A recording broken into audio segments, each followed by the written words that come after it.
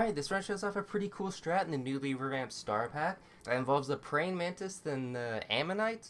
I'm not actually sure how to pronounce it. It sounds like a Pokemon, honestly. But it's a tier 6 that on Feint it transforms the frontmost pet into like this weird Octo that deals 4 damage to the lowest health enemy. And of course, the praying mantis is the tier 4. Praying mantis is kind of unchanged. It ends up killing the pets adjacent to it and scaling itself. So it ends up being a pretty good way to get a pretty big Octo, and it just ends up being a really nice pivot that you can do late game, and then you can actually run a 5 squad instead of kind of having this Force 4 squad from the Mantis. So ends up being pretty strong. There's a lot of interesting synergies in this pack. I think overall the pack is great. I think the more I've played it, the more I think it's a better pack than the previous. And there's a lot of cool synergies, like with tier 1s, it encourages pivoting into the later tiers because the later tiers are very strong, which is probably a good thing as well. You want those tier 6s to actually be like useful and playable and not just have a bunch of like low tiers on the board. Anyway, for this run, so looks like I got like an early kiwi. Wait, no, what is that? A tuna? I don't actually know the names of the pets. That's something I'll have to learn. It takes me way too long to learn the actual names of all the pets. I guess just because it's not really a high priority. It is a tuna though, and it's a 4/6. I guess that could be pretty helpful, and 4/1's not too bad of a stat line. Actually, maybe a little bit of a helpful ability there to move the strongest thing to the front so that the weak things are going to hit the tuna. And then it ends up giving 3/3 to the pillbug. New pillbug, it's on sell. It gives you a pill. I mean, there's not really too many uses for a pill in this pack. The most obvious thing would be blobfish, but blobfish is now a 210 that's a tier 5, which is not, I mean, you're not going to be saving a pill for that long, right? I think I just bought 2 peaches this turn. Probably not a great turn, but I wanted to save the tier up.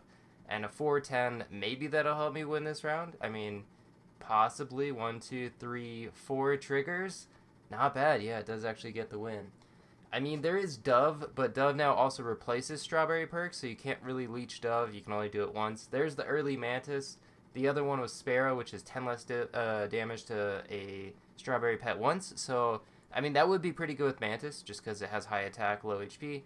Seems like a decent synergy. But Anteater is probably the best thing you can find. I mean, it is definitely the best thing you can find with Mantis, just because it pretty much acts as like a level 3 spawn. Since it spawns a level 3 ant, and if absolutely necessary and you don't find anything else, you can just like Mantis the level 3 ants. But usually, it's just an extra 3 gold a turn, which is super good. Especially on turn 5 here, getting 13 gold a turn is just super good. Plus, of course, it's going to be scaling itself, and like there's Pepper, there's Sparrow, there's a bunch of good synergies, and of course the late game pivots. Oh yeah, so there's a pill. I was like, wait a second, I could actually pill the level 3 ant. Is that really worth it? It's pretty much 3 gold for a random chicken leg. Yeah, that seems worth it as long as it doesn't get wasted on something. And it hits the tuna, so now I have a 713. Ends up being pretty good. Tier 3 is a little weird though, because besides like Anteater, I'm not sure there's actually that much you really end up rolling for. So I just end up taking like a guinea pig. That'll help for getting a level up. Maybe put in a stork, which is okay, I guess, for the mantis to kill if you don't happen to find an anteater. But I mean, that's the main thing. It's just you really want to find anteaters when you get mantis. It is such a big difference. It's good for tempo. It's good for 3 extra gold. And then, yeah, now that Blobfish is a tier 5, that means that obviously you can't find it on tier 4. That's the way the game works, you know, tier 5s don't appear until turn 9. So that is a slight nerf to Mantis there. And there we go, there's the Sparrow plus Strawberry, 10 less damage. It actually takes 0 damage, so even if it has 1 HP, you can still live, which is beautiful. And yeah, there's really not too much else to Mantis, I don't think, on tier 4. It really is just Anteaters.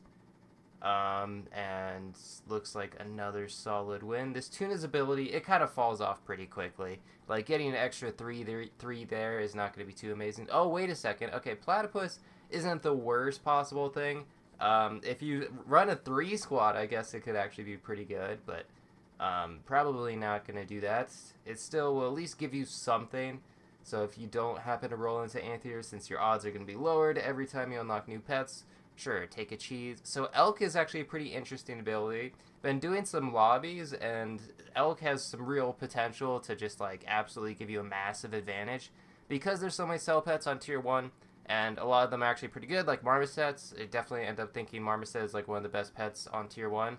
You could go big marmosets, and you get an elk, especially if you get like an early elk, you can end up getting so much gold from it. And by the time you reach tier 6, you pretty much get like that 30 gold max, and then it just allows you to pivot super well. And there's a lot of good tier 6s, of course. One of them being Velociraptor. There's Sabretooth as well. That's a great one. Spino ends up being really good, especially with Mantis. I mean, there's so many good pets like Anteater plus Spino, and then you have Orca, you have Platypus. There's just a lot of things that end up being really good with Spino. And I mean, it does kind of lose to like snipers a bit, but it's like with the addition of Celery, you can get it out of like hawk range pretty quickly. And like Donkey is not really too prevalent, so you don't have to worry about too many donkeys, but that can kind of screw you over. Maybe Donkey will actually be the new meta. It's just like, I don't know, it's kind of a strange one. And so yeah, level 2 Mantis, that's going to be a great scaler.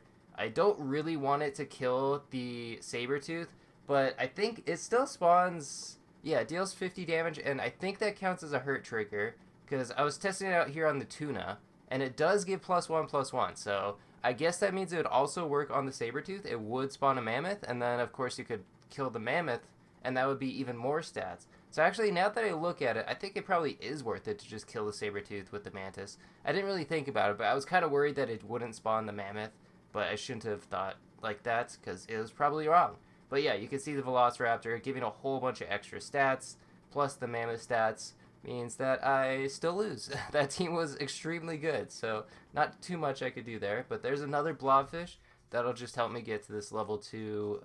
I guess, okay, there's a lot of options. Level 2 Sparrow, level 2 Velociraptor, or level 2 Sabretooth. And another one for next turn. There's the Ammonite, I think. And sure, Cotton Candy.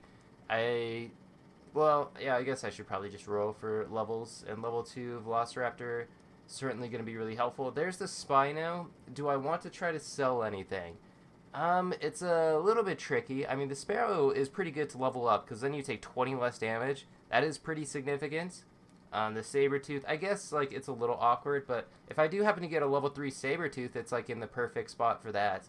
So there's the Octo guy, and it does kill my Velociraptor, so I guess that is something to worry about. This is where Celery would be good. And yeah, I guess I'm going for... Okay, no, I do sell the Sparrow. And sure, Spino. That is going to hopefully give some extra stats. I guess that would also be good against countering the weird Octo guy. And Chocolates. I have some options. I don't know... Okay, I gotta stop doing that. I keep thinking that the Velociraptor can use equipment like Pepper or Baguette or something, but it steals the strawberries, so you don't actually get to use that. That is just a straight-up mistake and a waste of 3 gold.